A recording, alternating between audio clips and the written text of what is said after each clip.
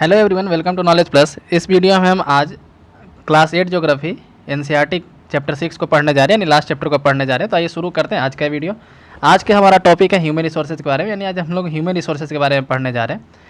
तो सबसे पहले हम लोग जानते हैं कि ह्यूमन रिसोर्सेज होता क्या है। तो रिसोर्सेज क्या होता है पहले हम लोग समझ लेते हैं। रिसोर्सेज हर उस ऑब्जेक्ट को बोलते हैं जो हमारी ज़रूरत को पूरा करता है, चाहे वो निर्जीव ऑब्जेक्ट हो या फिर सजीव ऑब्जेक्ट हो, मतलब लिविंग थिंग हो, नॉन लिविंग थिंग हो, नेचुरल हो, मैनमेड हो, किसी भी तरह का ऑब्जेक्ट हो, यदि वो हमारे ज़रूरत को पूरा करता है तो हम लोग उसको रिसोर्सेज बोलते हैं। ठीक है, तो रिसोर्सेज क्या है? जो हमारी ज़रूरत को पूरा करता है। ह्यूमन रिसोर्स क्या है? तो ह्यूमन भी एक तरह का रिसोर्स है। ह्यूमन जो है वो भी एक तरह का रिसोर्स है। कैसे? क्योंकि आदमी भी हमारी ज़रूरत को पूरा करता है। जैसे टीचर पढ़ाते हैं, डॉक्टर हम लोग का ट्रीटमेंट करते हैं, इंजीनियर डिफरेंट तरह के कंस्ट्रक्टिव वर्क करते हैं। ठीक है, मजदूर, लेबर, सब्जी वाला, ठेला वाला, हर कोई जो है हमारी ज़रूरत को पूरा करता है। हर आदमी हमारी ज़रूरत को पूरा करता है। तो इस तरह से ह्यूमन भी एक तरह का रिसोर्स है। तो यह बताया जा रहा है कि ह्यूमन जो है नेशन का ग्रेटेस्ट रिसोर्स है। ह्यूमन सबसे महान रिसोर्स है, ऐसा बोला जाता है। People are the nation's greatest resource. ठीक है, हम लोग का जो कंट्री है इस बात पे ही डिपेंड करता है कि वहाँ का ह्यूमन रिसोर्स कितना डेवलप है। ठीक है, ह्यूमन रिसोर्स कैसे हुआ? क्योंकि ह्यूमन ही जो है किसी ऑब्जेक्ट को रिसोर्स बनाता है। जैसे हम लोग अभी क्या बोले कि रिसोर्स ऑब्जेक्ट उस ऑब्जेक्ट को बोलते हैं जो हमारी ज़रूरत को पूरा करता है। ठीक है, तो आदमी ही तो किसी चीज़ की ज़रूरत को पूरा करता है। जैसे मान लीजिए कि कोई कोयला था, अभी कोयला हमारे लिए रिसोर्स है क्योंकि कोयला हम लोग को ज़रूरत को पूरा करता है। ठीक है, लेकिन यदि हम लोग कोयल को यूज करने के लिए नहीं सीखते, यदि हम कोयला को यूज करना नहीं जानते, तो फिर कोयला हमारे लिए कोई रिसोर्स नहीं था। कोयला हमारे लिए बस एक पत्थर के समान था, है ना। तो आदमी ही तो किसी ऑब्जेक्ट को रिसोर्स बनाता है, इसलिए आदमी सबसे बड़ा रिसोर्स हुआ। ठीक है, ह्यूमन रिसोर्स को कैसे हम लोग यूज कर सकते हैं? तो ह्यूमन रिसोर्स को हम लोग यूज करने के लिए उसको हेल्दी रख, मतलब कि ह्यूमन रिसोर्स को इन्वेस्टमेंट करना पड़ता है। ह्यूमन रिसोर्स में इन्वेस्टमेंट करना पड़ता है उसके यूज़ के लिए। जैसे हेल्थ के रूप में, एजुकेशन के रूप में, उसको मोटिवेशन के रूप में हम लोग को ह्यूमन रिसोर्स को यूज इन्वेस्ट करना पड़ता है। ह्यूमन रिसोर्स में इन्वेस्ट करना पड़ता है। ह्यूमन रिसोर्स भी बाकी सारे रिसोर्स की तरह इक्वली डिस्ट्रीब्यूटेड नहीं है। जैसे बाकी सारे जो हम लोग लोहा, कोयला वगैरह हम लोग पढ़े थे, बाकी सारा जो रिसोर्स है दुनिया में हर जगह एक जैसा डिस्ट्रीब्यूटेड नहीं है। कहीं ज़्यादा है तो कहीं कम है, कहीं नहीं है, है ना। उसी तरीके से ह्यूमन रिसोर्स भी इक्वली डिस्ट्रीब्यूटेड नहीं है। कहीं ज़्यादा संख्या में लोग रहते हैं, कहीं कम संख्या में लोग रहते हैं। उनका एजुकेशन लेवल, उनका एज, ये सब काफ़ी डिफरेंट है। ठीक है, तो जैसे यहाँ पे हमारे यहाँ एक मिनिस्ट्री है जिसको बोलते हैं ministry of human resource development. इसको 1985 में क्रिएट किया गया था। ठीक है, इसको आम भाषा में, बोलचाल की भाषा में लोग शिक्षा मंत्रालय बोलते हैं। अभी हमारे देश के यानी कि सेंट्रल लेवल पर शिक्षा मंत्री हैं रमेश पोखरियाल निशंक। ठीक है, तो ministry of human resource development का क्रिएशन कब हुआ था? 1985 में। और इसका क्या टारगेट था? ह्यूमन रिसोर्स को डेवलप करना। तो इसी से आप अंदाज़ा लगा सकते हैं कि ह्यूमन रिसोर्स कितना जरूरी है।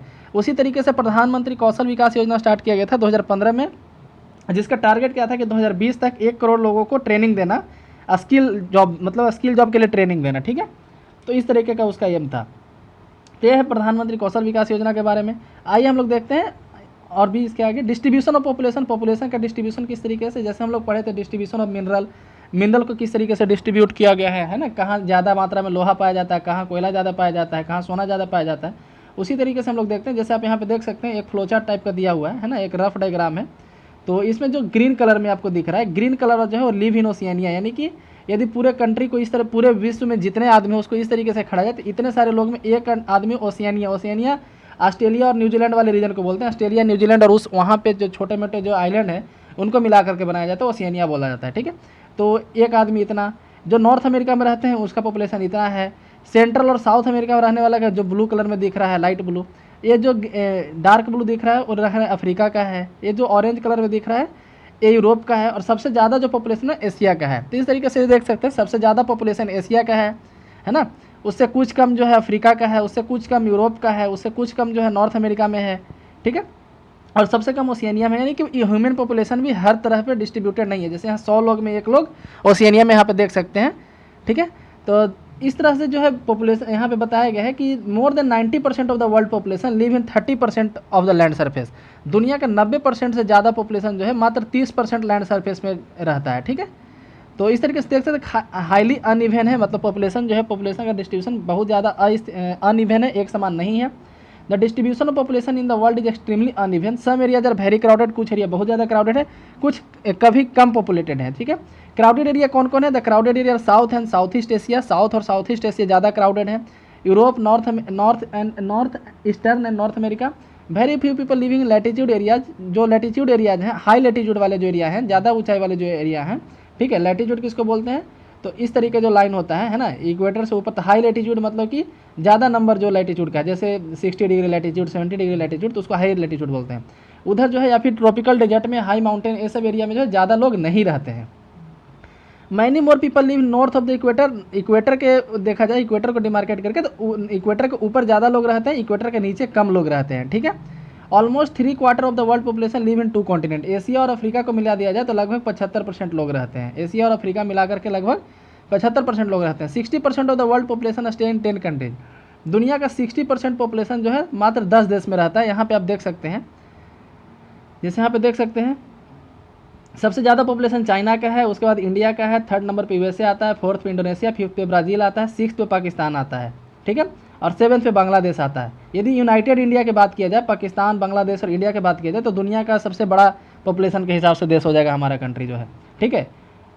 तो उसके बाद फिर इस तरीके से 10th नंबर पे जापान आता है, ठीक है। तो याद रखिएगा, कम से कम टॉप 5 याद रखिएगा, चाइना, इंडिया, उसके बाद यूएसए, इंडोनेशिया और ब्राज़ील, ठीक है। नेक्स्ट हम लोग पढ़ते हैं डेंसिटी ऑफ पॉपुलेशन। डेंसिटी क्या होता है पॉपुलेशन का, तो 1 किलोमीटर स्क्वायर एरिया में, है ना, 1 किलोमीटर स्क्वायर एरिया में कितने लोग रहते हैं उसको हम लोग पॉपुलेशन डेंसिटी बोलते हैं। तो इसको कैसे निकाला जाता है, तो नंबर ऑफ पॉपुलेशन, मतलब जितना पॉपुलेशन है डिवाइडेड बाई एरिया, कंट्री का जो एरिया है उसको डिवाइड कर देंगे तो हम लोग को डेंसिटी निकल जाएगा। इंडिया का डेंसिटी कितना, 382 पर स्क्वायर किलोमीटर, इंडिया का डेंसिटी है 382 पर स्क्वायर किलोमीटर, ठीक है। Population density in the number of people living in United area of earth surface. और दुनिया का यदि हम लोग देखा जाए वर्ल्ड का, तो वर्ल्ड का डेंसिटी है 51% पर स्क्वायर किलोमीटर। तो देख सकते हैं इंडिया का पॉपुलेशन वर्ल्ड के पॉपुलेशन डेंसिटी, वर्ल्ड की पॉपुलेशन डेंसिटी से कितना ज़्यादा है, ठीक है। South central Asia is the highest density of population followed by east and south east Asia. तो साउथ सेंट्रल एशिया का जो हाईएस्ट डेंसिटी पॉपुलेशन का, पॉपुलेशन डेंसिटी सबसे ज़्यादा है, उसके बाद ईस्ट और साउथ ईस्ट एशिया का आता है। अब जो है पॉपुलेशन को कौन कौन सा फैक्टर अफेक्ट करता है हम लोग उसको देखते हैं। तो बहुत सारे जियोग्राफिकल फैक्टर अफेक्ट करता है, जैसे टोपोग्राफी। टोपोग्राफी करने का मतलब कि वहाँ का लैंड किस तरीके का है। जैसे बहुत अधिकांशतः लोग, मतलब ज़्यादा लोग प्रीफर करते हैं प्लेन एरिया में रहना, ठीक है, प्लेन एरिया में रहना ज़्यादा प्रीफर करते हैं माउंटेन और प्लेट्यू के मुकाबले, ठीक है। क्योंकि प्लेन एरिया में फार्मिंग अच्छे से होता है, वहाँ पे मैन्युफैक्चरिंग ज़्यादा होता है, सर्विस एक्टिविटी ज़्यादा है। गंगा प्लेन जो है इंडिया में बहुत ज़्यादा पॉपुलेटेड है, दुनिया का पॉपुलेटेड जगह में इसको गिनती होता है, ठीक है। जबकि जो माउंटेन एरिया है जैसे एंडीज, आल्प्स, हिमालय, ये सब स्पार्सली पॉपुलेटेड है, काफ़ी कम पॉपुलेशन वहाँ पे। क्लाइमेट कैसे अफेक्ट करता है, तो पीपल जो है एक्सट्रीम क्लाइमेट में, मतलब ज़्यादा गर्म और ज़्यादा ठंडा वाले क्लाइमेट में रहना नहीं चाहते हैं, जैसे सहारा डेजर्ट, पोलर रीजन, रसिया, कनाडा, ये सब एरिया में लोग रहना नहीं चाहते हैं। नेक्स्ट सॉइल, तो फर्टाइल सॉइल में ज़्यादा लोग रहना चाहते हैं, जहाँ का सुटेबल सॉइल है, फर्टाइल सॉइल है, जैसे गंगा ब्रह्मपुत्रा प्लेन इंडिया में, हवांगहो और चैंगजियांग का प्लेन चाइना में, नाइल रिवर का प्लेन इजिप्ट में, ये सब डेंसली पॉपुलेटेड है। पानी, तो जहाँ पे पानी इजीली अवेलेबल है लोग वहाँ पे ज़्यादा रहना पसंद करेंगे, ठीक है। तो यानी रिवर वैली के किनारे लोग ज़्यादा पसंद करते हैं रहना। तीसरा से रिवर वैली जो डेंसली पॉपुलेटेड है, डेजर्ट जो है कम पॉपुलेशन होता है। मिनरल के बारे में देखते हैं, तो area with mineral deposits are more populated. Mineral deposit जो है जहाँ पे ज़्यादा मिनरल पाया जाता है वो भी ज़्यादा डिपॉजिट, वहाँ पे ज़्यादा पॉपुलेशन है। जैसे डायमंड माइन साउथ अफ्रीका का, ठीक है, मिडिल ईस्ट में जो जब से ऑयल का डिस्कवरी हुआ, जब से तेल का खोज हुआ है, तब से लोग वहाँ पे रहना पसंद करते हैं। तो ये था जियोग्राफिकल फैक्टर, ठीक है। उसके बाद देखते हैं social, cultural and economic factor, आदमी जो है किस तरीके से इससे इफेक्ट होता है, पॉपुलेशन किस तरह से इससे इफेक्ट होता है। तो देखते हैं सोशल फैक्टर क्या है, तो area of better housing, education and health facilities are most densely populated. जिस एरिया में ज़्यादा बेटर हाउसिंग रहेगा, मतलब कि घर का सुविधा ज़्यादा रहेगा, एजुकेशन का सुविधा ज़्यादा रहेगा, हेल्थ फैसिलिटी का सुविधा ज़्यादा रहेगा और डेंसली पॉपुलेटेड रहेगा। जैसे पुणे यहाँ पे एग्जांपल दिया गया है, ठीक है। और भी डिफरेंट शहर को देख सकते हैं, जैसे दिल्ली वगैरह हो गए। कल्चरल, तो जैसे कल्चरल साइड जहाँ पे होता है वहाँ पे लोग ज़्यादा रहना, मतलब कि पॉपुलेशन ज़्यादा होता है। जैसे वाराणसी जो हिंदुओं का एक पवित्र स्थल है, जेरूसलम, वेटिकन सिटी, ये सब इसका एग्जाम्पल है। इकोनॉमिक वहाँ का, तो जैसे आसपास में कहीं माइंस हो, जैसे हम लोग पढ़े इंडस्ट्रियल एरिया हो जहाँ पे एम्प्लॉयमेंट आसानी से मिलता है, वहाँ का पॉपुलेशन डेंसिटी ज़्यादा होता है। जैसे ओसाका इन जापान, ओसाका के बारे में हम लोग पिछले चैप्टर में कल पढ़े थे। मुंबई इन इंडिया, ये सब डेंसली पॉपुलेटेड जगह है। लाइफ एक्सपेक्टेंसी क्या होता है, तो किसी आदमी के जीने का संभावना कितने साल तक एक्सपेक्टेशन है, मतलब कि एक अनुमान कितने साल तक का है कि एक आदमी कितने साल तक वहाँ जीवित रहता है, उसको हम लोग लाइफ एक्सपेक्टेंसी बोलते हैं, ठीक है। नेक्स्ट यहाँ पे है पॉपुलेशन चेंज। पॉपुलेशन चेंज के बारे में हम लोग पढ़ाते हैं। तो जैसे पहले क्या होता था, तो बर्थ रेट भी हाई होता था और डेथ रेट भी हाई होता था, तो पॉपुलेशन लगभग स्थिर होता था। क्यों? क्योंकि बर्थ रेट काफ़ी ज़्यादा हाई तो था ही, और बीमारी बहुत ज़्यादा हुआ करता था, तो एक बीमारी में कई पॉपुलेशन गायब हो जाते थे, तो जिस कारण से डेथ रेट भी काफ़ी हाई हुआ करता था, तो पॉपुलेशन लगभग स्थिर होता था। तो वही हम बताया कि अंटिल 1800 1800 तक वर्ल्ड का पॉपुलेशन बहुत धीरे धीरे ग्रो किया या फिर काफ़ी स्थिर रहा, ठीक है। बहुत ज़्यादा संख्या बेबी जन्म लेते थे, लेकिन मर भी जाते थे डिफरेंट तरह की बीमारी के कारण, क्योंकि हेल्थ फैसिलिटीज़ ठीक नहीं था, सफिशिएंट फूड अवेलेबल नहीं था, ठीक है। उतने लोगों के लिए खाना जो है फार्मर प्रोवाइड नहीं करा पा रहे थे। इस कारण से पॉपुलेशन में इंक्रीज जो है काफ़ी लो हुआ करता था। लेकिन उसके बाद से देखा जाए तो 1804 में यहाँ पे बताया जा रहा है कि पॉपुलेशन जो है 1 बिलियन हुआ था। 1804 में पॉपुलेशन 1 बिलियन हुआ था। पूरे दुनिया का पॉपुलेशन 1804 में 1 बिलियन था। 150 ईयर्स लेटर यानी कि 1959 में यदि देखा जाए तो दुनिया का पॉपुलेशन 3 बिलियन हुआ। मतलब कि 1 बिलियन से 3 बिलियन होने में 150 साल लगा। ठीक है, उसको हम लोग पॉपुलेशन एक्सप्लोजन के नाम से जानते हैं। 1999 यानी कि मात्र 40 साल बाद, जैसे 150 साल में 2 बिलियन बढ़ गया, 40 साल बाद जो पॉपुलेशन 6 बिलियन हो गया। तो 1 से 3 होने में 1.5 साल लगा, लेकिन 3 से 6 होने में 40 साल ही लगा। ठीक है, तो इतना पॉपुलेशन अचानक से बढ़ने का रीज़न क्या है? क्योंकि डेथ का नंबर जो है घटते जा रहा था, क्योंकि डिफरेंट तरह के मेडिसिन आ गए थे, डिफरेंट तरह के हेल्थ फैसिलिटीज़ बढ़ गया था, बीमारियां अब कम हो रही थी तो उसको ठीक किया जा रहा था। ठीक है, साइंस के डेवलपमेंट के कारण। लेकिन बर्थ का जो नंबर था अभी भी हाई था, इस कारण से पॉपुलेशन काफ़ी तेज़ी से बढ़ा। तो बर्थ रेट क्या होता है? तो पर 1000 लिविंग बर्थ है ना, नंबर ऑफ लाइव बर्थ पर 1000 पीपल, उसको हम लोग बर्थ रेट बोलते हैं। उसी तरह से डेथ रेट क्या होता है? द नंबर ऑफ डेथ पर 1000 पीपल। ठीक है, पॉपुलेशन का इंक्रीज जो है माइग्रेशन के कारण भी होता है। माइग्रेशन यानी कि जब लोग एक जगह से दूसरी जगह चले जाते हैं। बर्थ और डेथ तो नेचुरल काउज है पॉपुलेशन के चेंज का, पॉपुलेशन के चेंज होने का बर्थ और डेथ जो है नेचुरल काउज है। और बर्थ रेट और डेथ रेट के बीच का जो डिफरेंस होता है, बर्थ रेट और डेथ रेट के बीच का जो डिफरेंस होता है उसको हम लोग नेचुरल ग्रोथ रेट बोलते हैं। नेचुरल ग्रोथ रेट क्या है? तो नेचुरल ग्रोथ रेट यही है कि birth rate minus death rate. ठीक है, population increase in the world is mainly due to rapid increase in natural growth है। तो नेचुरल ग्रोथ रेट काफ़ी तेज़ी से बढ़ रहा है, इस कारण से पॉपुलेशन इंक्रीज जो है देश में काफ़ी तेज़ी से है। यहाँ पे आप देख सकते हैं तराजू के तौर पे दिखाया गया है कि बर्थ रेट ज़्यादा है और डेथ रेट कम है तो पॉपुलेशन इंक्रीज हो रहा है। दोनों बराबर है तो पॉपुलेशन लगभग स्थिर है, और बर्थ रेट कम है, डेथ रेट ज़्यादा है तो पॉपुलेशन डिक्रीज होगा इस केस में। ठीक है, तो माइग्रेशन जो है 2 तरह का होता है, एक होता है ई माइग्रेशन, एक होता है आई माइग्रेशन। ठीक है, तो आई माइग्रेशन किसको बोलते हैं? तो जब किसी कंट्री में कोई लोग आता है, मान लीजिए कि इंडिया में कोई लोग आएगा तो उसको आई माइग्रेशन बोलेंगे। और इमिग्रेशन किसको बोलेंगे? जब इंडिया से कोई जाएगा। ठीक है, तो जब कोई कंट्री लीव करता है, छोड़ता है, तो उसको हम लोग इमिग्रेशन बोलते हैं। और आई माइग्रेशन क्या होता है? जब कंट्री में इन करता है। ठीक है, तो यानी आई माइग्रेशन यानी इन माइग्रेशन, ऐसा भी समझ सकते हैं।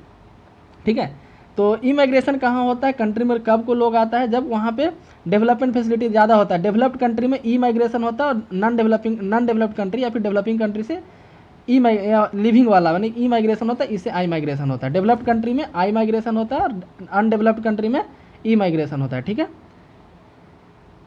नेक्स्ट है pattern of population change. Population change का पैटर्न कैसे है? तो दुनिया का जो पॉपुलेशन है काफ़ी तेज़ी से बढ़ रहा है सारे कंट्री में, लेकिन ऐसा नहीं है, कहीं कहीं पॉपुलेशन ग्रोथ काफ़ी ज़्यादा हाई है। जैसे केनिया में बताया जा रहा है कि हाई पॉपुलेशन ग्रोथ रेट है, they had both high birth rate and death rate, now improving health care. क्या कह रहा है कि केनिया का हाई पॉपुलेशन ग्रोथ रेट है, वहाँ पॉपुलेशन काफ़ी तेज़ी से बढ़ रहा है। क्यों? क्योंकि वहाँ पहले वाला सिचुएशन था कि बर्थ रेट भी हाई था, डेथ रेट भी हाई था, लेकिन वहाँ पे डेथ रेट में सुधार आया है, बर्थ रेट में कोई सुधार नहीं है, जिस कारण पॉपुलेशन काफ़ी तेज़ी से बढ़ रहा है। वहीं दूसरी जगह देखा जाए तो इन countries like United Kingdom population growing is slowing. तो यूनाइटेड किंगडम में पॉपुलेशन जो है काफ़ी धीरे धीरे बढ़ रहा है, क्योंकि वहाँ लो डेथ रेट है, लो बर्थ रेट है। ठीक है, इस मैप में आप देख सकते हैं कलर कोडिंग के साथ दिखाया गया है कि कहाँ, जैसे ब्लू कलर में वहाँ पे काफ़ी हाई है बर्थ रेट। ठीक है, नेचुरल इंक्रीज रेट जो है काफ़ी हाई है, जो ब्लू कलर में दिख रहा है आपको।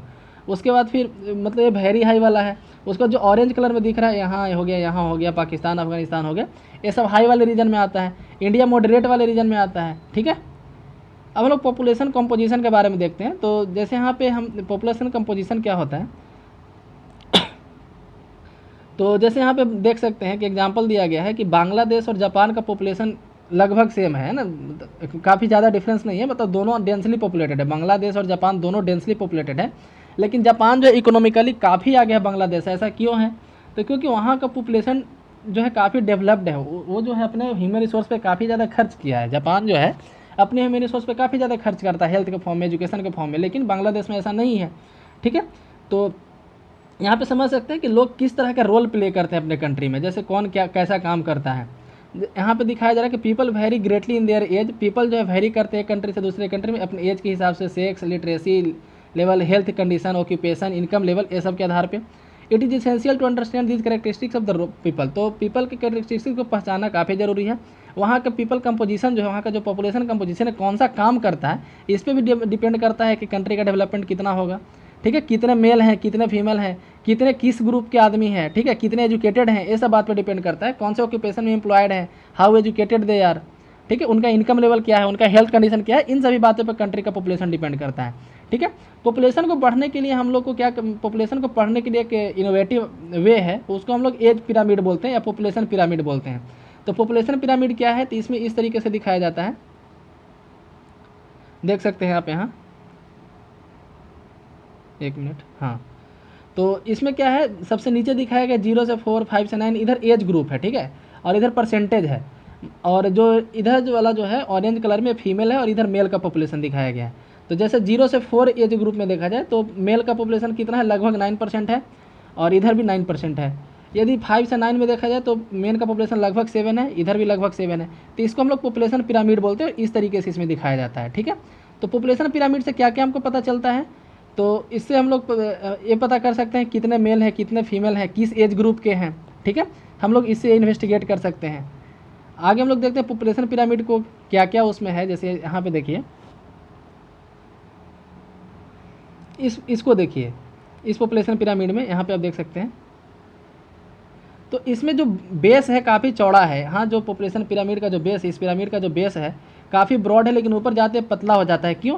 क्योंकि बर्थ रेट तो काफ़ी ज़्यादा हाई है, तो 0 से 4 का पॉपुलेशन काफ़ी ज़्यादा है, ठीक है, लेकिन हाँ डेथ रेट भी काफ़ी ज़्यादा हाई है। बीमारी के कारण बच्चा जो है बड़ा नहीं हो पाता है, 20 साल होते होते तो डेथ कर जाता है। देखिए जैसे यहाँ पे आप देख सकते हैं कि यहाँ पे मेल का देखिए तो 11% के लगभग है, 10 से ज़्यादा है 0 से 4 साल के एज में, लेकिन 20 होते होते वो कितना तक जा रहा है, वो 4% हो जा रहा है कि नहीं। तो मतलब कि 7% क्या हुआ, 20 साल के अंदर डेथ हो गया। उसी तरीके से फीमेल का भी देख सकते हैं, ठीक है। तो the shape of population pyramid, तो पॉपुलेशन पिरामिड से हम लोग के कंट्री का डेवलपमेंट पता चल जाता है। The number of children below 15 year are shown at the bottom and reflect the level of birth. जो 15 साल से नीचे के जो बच्चे हैं, जिनको नीचे दिखाया जाता है, वो बर्थ लेवल को डिनोट करते हैं, और 65 से ऊपर वाले जो है डेथ रेट को डिनोट करते हैं। पॉपुलेशन पिरामिड से हम लोग ये भी पता चलता है कि डिपेंडेंट का नंबर कितना कंट्री में, मतलब डिपेंडेंट किसको बोलते हैं, जो 15 ईयर से कम का हो और 65 ईयर से ज़्यादा का हो। डिपेंडेंट दो कैटेगरी के लोग होते हैं, 15 से कम और 65 से ज़्यादा, ठीक है, 65 से ज़्यादा और 15 से कम। तो ये दो तरह के जो लोग होते हैं उनको डिपेंडेंट लोग कहा जाता है, ठीक है, और निर्भर लोग कहा जाता है। यंग डिपेंडेंट मतलब जो 15 से कम है, और एल्डरली डिपेंडेंट मतलब जो 65 से ज़्यादा है। पॉपुलेशन पिरामिड जो हमारे कंट्री में दिखाता है कि डेथ रेट, जैसे यहाँ पे देखिए इंडिया का देखिए इस तरीके से, the population pyramid of a country in which birth and death rate both are high, broad at base and rapidly narrow toward the top. जैसे यहाँ पे हम लोग अभी देख रहे थे कि जिस कंट्री का पॉपुलेशन पिरामिड जो है, जिसमें बर्थ रेट और डेथ रेट दोनों हाई होता है, तो नीचे काफ़ी ब्रॉड बेस होता है और ऊपर एकदम पतला हो जाता है, काफ़ी तेज़ी से पतला हो जाता है। क्योंकि यहाँ पे चिल्ड्रन तो जन्म तो लेते हैं, लेकिन काफ़ी पहले ही मतलब कि ओल्ड एज में ही मर जाते हैं। लेकिन जैसे डेवलपिंग कंट्रीज में, इन कंट्रीज जो है death rate among are decreasing, जहाँ पे डेथ रेट घट रहा है। पिरामिड का जो ब्रॉड होता है, यंगर मतलब कि पिरामिड का जो बेस होता है ब्रॉड होता है, और उतना तेज़ी से वो पतला नहीं होता। जैसे यहाँ पे देख सकते हैं कि इंडिया का देखिए, यहाँ पे ये पॉपुलेशन पिरामिड इंडिया का है, ठीक है। तो 0 से 4 में कितने परसेंट है, लगभग 7% है। 5 से 9 में लगभग 6.5% है, 6 से ज़्यादा है। तो आप देख सकते हैं कि यहाँ 20 से 24 होते होते कितना बच रहा है, 5% का बच रहा है। मतलब कि यहाँ डेथ रेट मात्र 2% हो रहा है, वहाँ पे क्या हो रहा था, 7% हो जा रहा था, है ना। तो इस तरीके से क्या पता चलता है कि यहाँ पे डेथ रेट जो है कम है, बर्थ रेट ज़्यादा है। इस तरीके से यहाँ देख सकते हैं।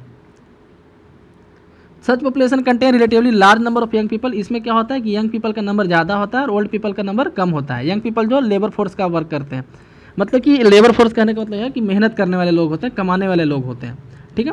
इन country like Japan low birth rate make pyramid narrow at base. Japan में क्या है, इस तरीके का पिरामिड बनता है। क्यों? क्योंकि यहाँ बर्थ रेट भी लो है और डेथ रेट भी लो है ना।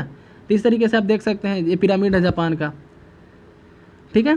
तो in country Japan low birth rate make the pyramid narrow at base, decrease death rate allow number of people to reach old age. तो यहाँ पे बर्थ डेथ रेट काफ़ी कम है, तो लोग जितने जन्म लेते हैं लगभग उतने लोग भी यंग एज में भी रहते हैं। A skilled, spirited and hopeful young people endowed with positive outlook और future of any nation। क्या करें कि skilled people, spirited people, hopeful young people जो है किसी भी कंट्री के लिए एक पॉजिटिव आउटलुक लाते हैं। हम लोग इंडिया में रहते हैं, we in India are fortunate to have such a resource. India में हमारे यहाँ ह्यूमन रिसोर्स काफ़ी ज़्यादा है। They must be educated and provided skill. तो इंडिया में लोगों को एजुकेशन देना चाहिए, स्किल प्रोवाइड कराना चाहिए ताकि ये एबल्ड हो, ठीक है। तो इसी के साथ ये चैप्टर समाप्त होता है। आइए हम लोग यहाँ पे थोड़ा सा क्वेश्चन आंसर देख लेते हैं। देखते why are people consider a resource. तो पीपल ही तो किसी ऑब्जेक्ट को रिसोर्स बनाता है, इसलिए पीपल को सबसे इंपॉर्टेंट रिसोर्स माना जाता है ना। What are the causes for the uneven distribution of population in the world. Population का जो डिस्ट्रीब्यूशन है वर्ल्ड में इतना अनइवन है, उसका रीजन क्या है। तो हम लोग यहाँ पे लिख सकते हैं डिफरेंट फैक्टर पे डिपेंड करता है। टोपोग्राफी, जैसे जियोग्राफिकल फैक्टर में वाटर हो गया, टोपोग्राफी हो गया, सॉइल हो गया, सोशल फैक्टर, कल्चरल फैक्टर, ठीक है। The world population is grown very rapidly. भाई वर्ल्ड का पॉपुलेशन काफ़ी तेज़ी से बढ़ा है, क्यों? क्योंकि पहले क्या होता था, बर्थ रेट और डेथ रेट दोनों हाई होता था, लेकिन डेथ रेट तो लो हो गया, लेकिन बर्थ रेट अभी भी हाई है, जिसके कारण से पॉपुलेशन तेज़ी से बढ़ रहा है। Discuss the role of any two factor influencing population change. Population change को इन्फ्लुएंस करने वाला दो फैक्टर को डिनोट कीजिए यहाँ पे। तो हम लोग सिंपल लिख सकते हैं बर्थ रेट और डेथ रेट, या फिर माइग्रेशन को लिख सकते हैं, माइग्रेशन, ई माइग्रेशन दोनों।